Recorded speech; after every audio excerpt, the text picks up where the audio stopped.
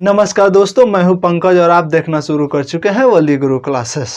तो आज के क्लास में हम लोग सीखेंगे कि आलेख विधि से दो चर वाले रैखिक समीकरण युग्म को किस प्रकार से हम हल कर सकते हैं, इसके बारे में सीखेंगे। और कुछ कंडीशन होता है कि आलेख कैसा होगा तो इस दो चर वाले रैखिक समीकरण युग्म का उत्तर कैसा होगा, इसके बारे में हम लोग बात करेंगे। तो चलिए देर नहीं करते हुए शुरू करते हैं और देखते हैं आज का जबरदस्त ये देखिए सवाल। देखिए क्या बोल रहा है हमको, x प्लस वाई बराबर 14 और x माइनस वाई बराबर दिया है 4 और कहता है इसको आलेख विधि से हल करें।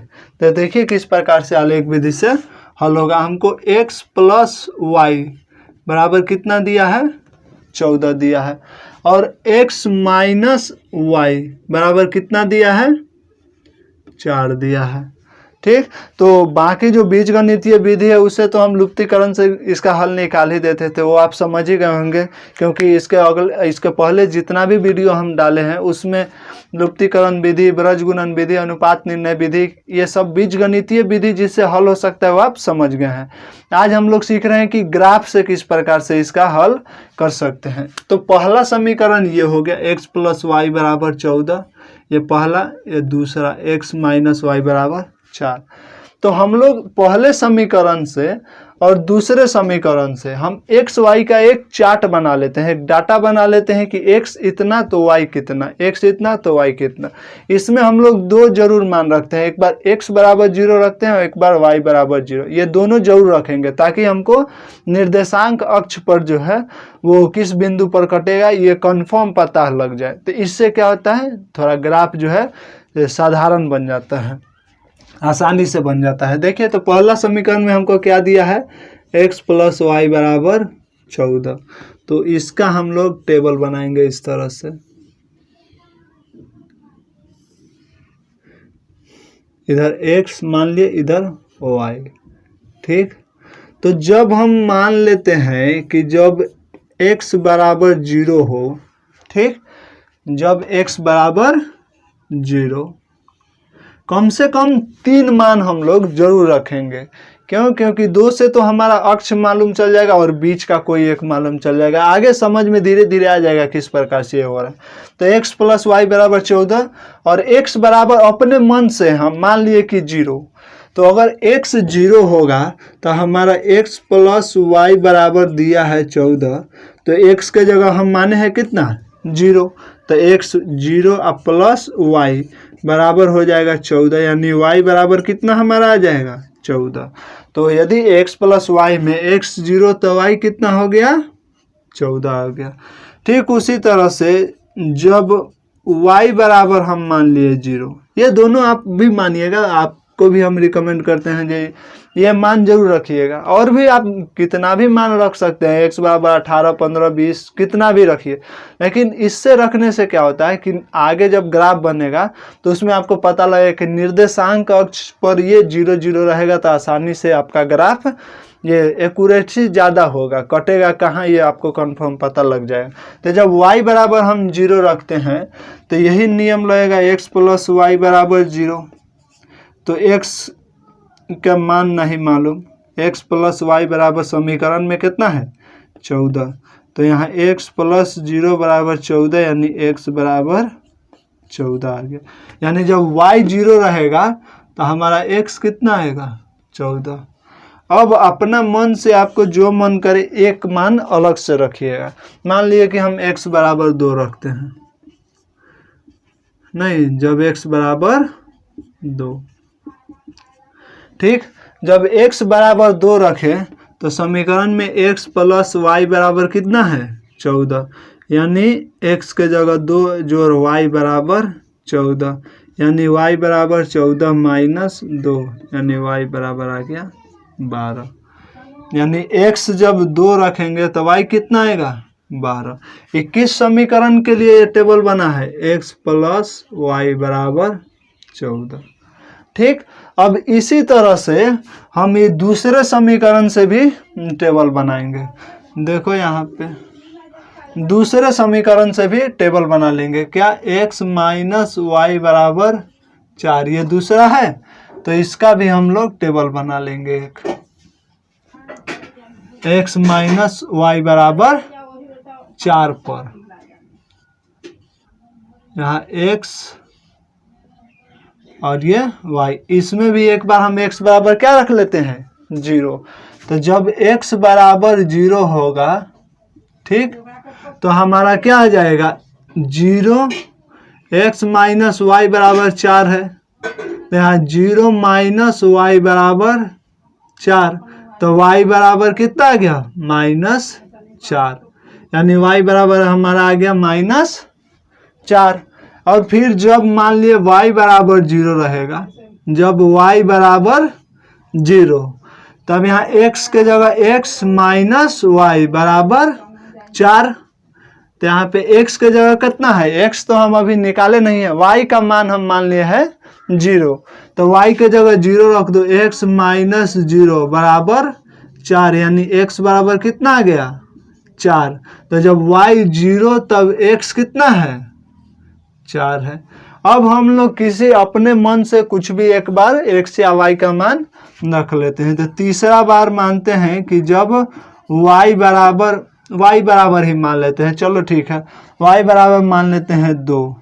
तो जब y बराबर 2 मान लिए तो x माइनस वाई बराबर क्या है 4, यानी x माइनस 2 बराबर 4, यानी x बराबर कितना आ गया 4 माइनस 2 बराबर 2, यानी x जब हमारा y जब कितना है 4, ये माइनस में, सॉरी यहाँ पे माइनस में इधर आके प्लस में हो गया, तो 4 और 2 6, यानी जब y बराबर 2 है तो हमारा x कितना है 6 है।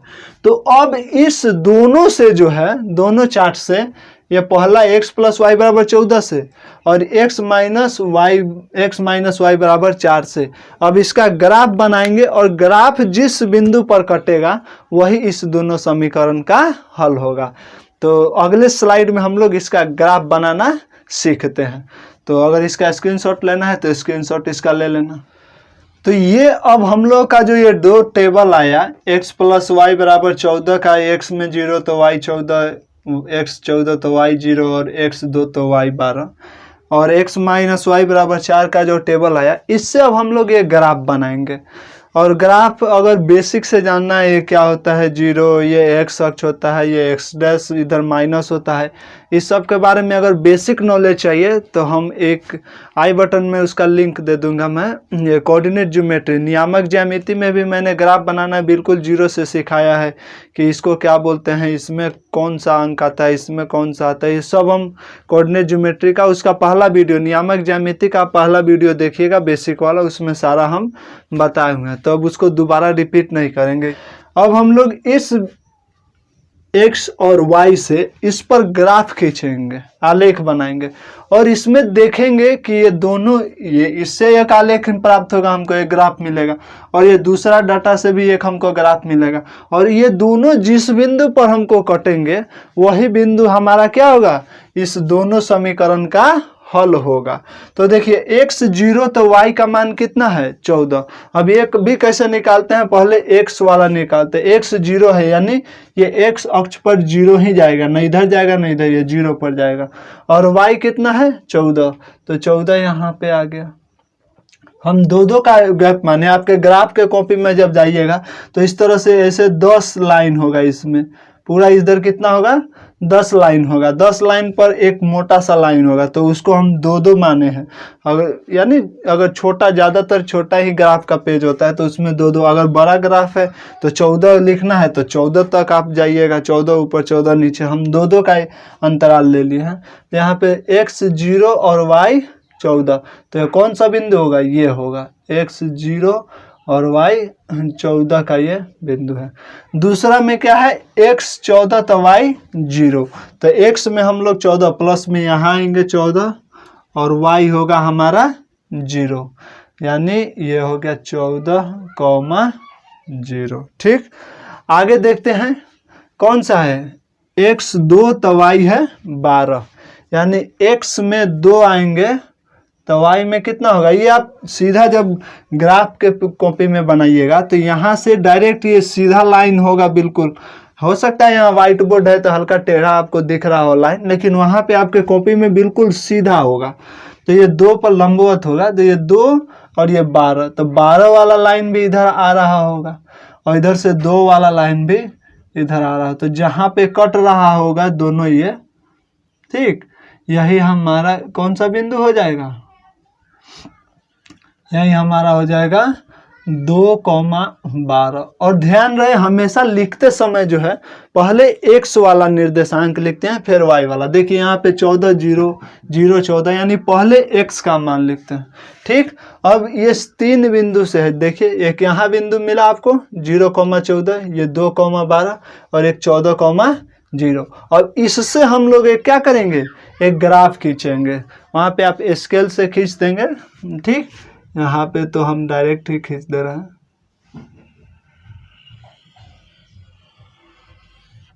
ठीक। इस तरह से हमारा ग्राफ आ गया। ये किसका है, x प्लस वाई बराबर 14 का ग्राफ है, ठीक। ये तीनों बिंदु को लेते हुए ग्राफ खींच देंगे। फिर अब दूसरे को देखिए, x 0 तो y में -4, x 0 है यहाँ तो y कितना है -4, यानी यहाँ पे आएगा, ये है 0,-4, ठीक। x 4 है तो y 0 है, x 4 रहेगा तो y कितना रहेगा 0, यानी ये है 4,0। अब x 6 है तो y 2 है, x जब 6 है तो y कितना है 2 है, तो 2 यहाँ प्लस वाला आ गया, ये रहा। यहाँ पे लंबवत लाइन आपके ग्राफ के कॉपी में रहता है, हम डॉटेड लाइन से शो कर रहे हैं, लेकिन आपके कॉपी में जब ग्राफ के कॉपी में बनाइएगा तो ये लंबवत लाइन आपको सीधा दिया रहेगा। आप सिर्फ वहाँ पे डॉट करेंगे बस। जैसे यहाँ पे 6 से इधर देखेंगे, 6 से सामने से या 2 से, तो यह 6,2 क्या आ गया, 6,2 आ गया, ठीक।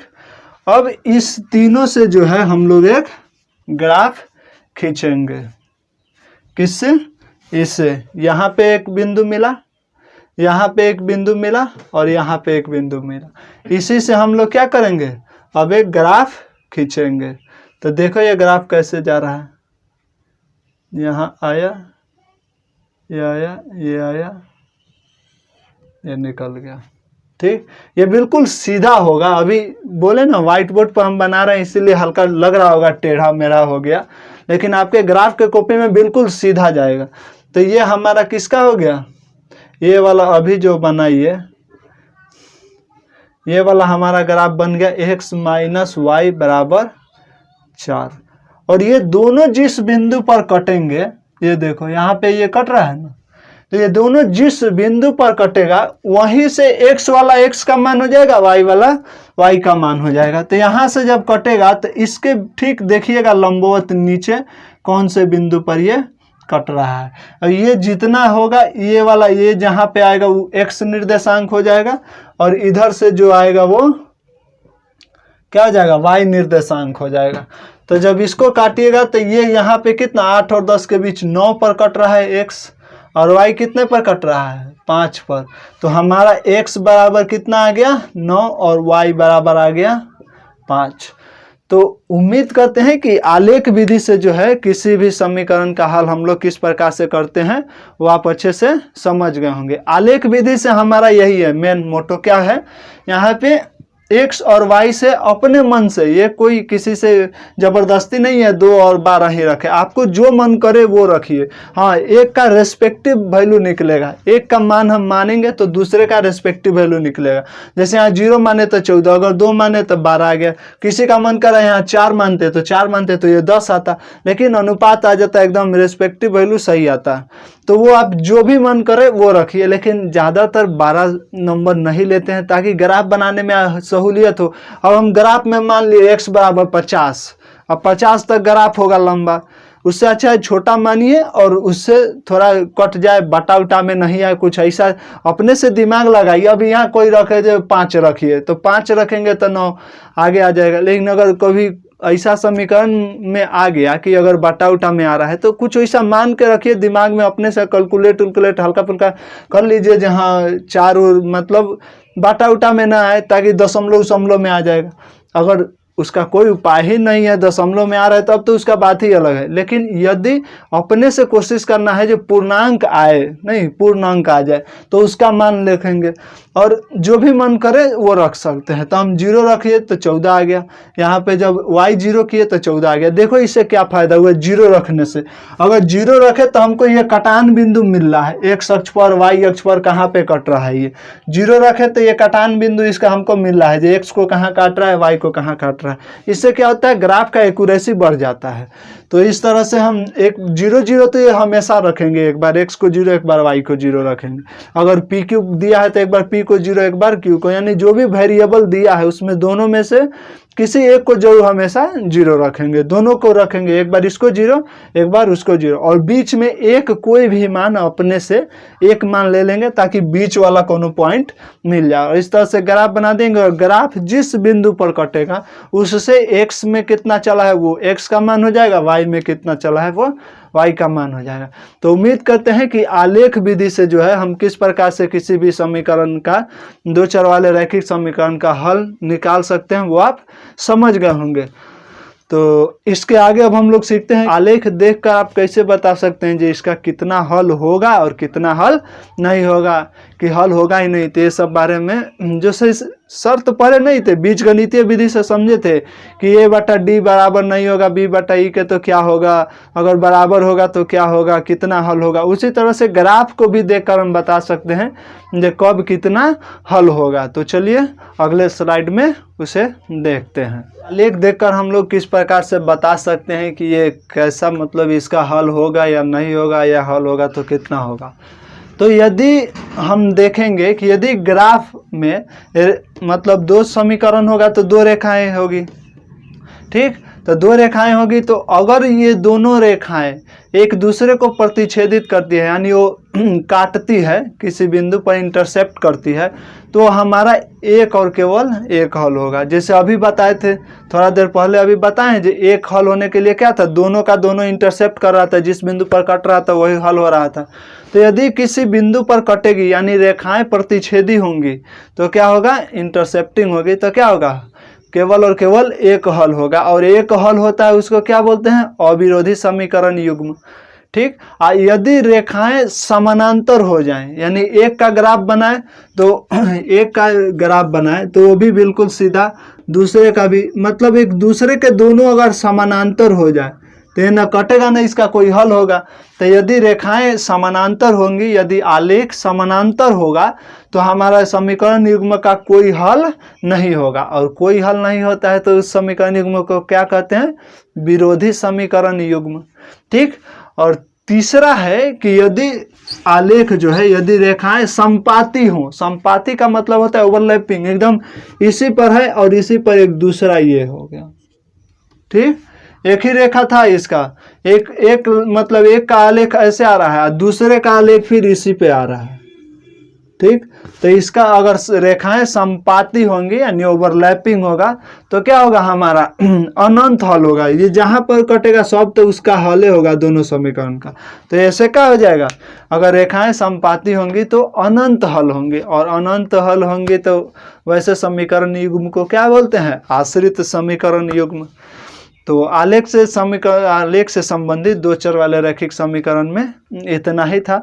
तो उम्मीद करते हैं कि आज का वीडियो आपको बहुत अच्छा लगा होगा। अगर अच्छा लगा है तो वीडियो को लाइक कीजिए, अपने दोस्तों में शेयर कीजिए, और हाँ, चैनल पर नए हैं तो चैनल को सब्सक्राइब कर लीजिए। इसी तरह के वीडियो हम लगातार आपके लिए लाते रहते हैं। तो तब तक खुश रहिए, खुशियाँ बांटते रहिए।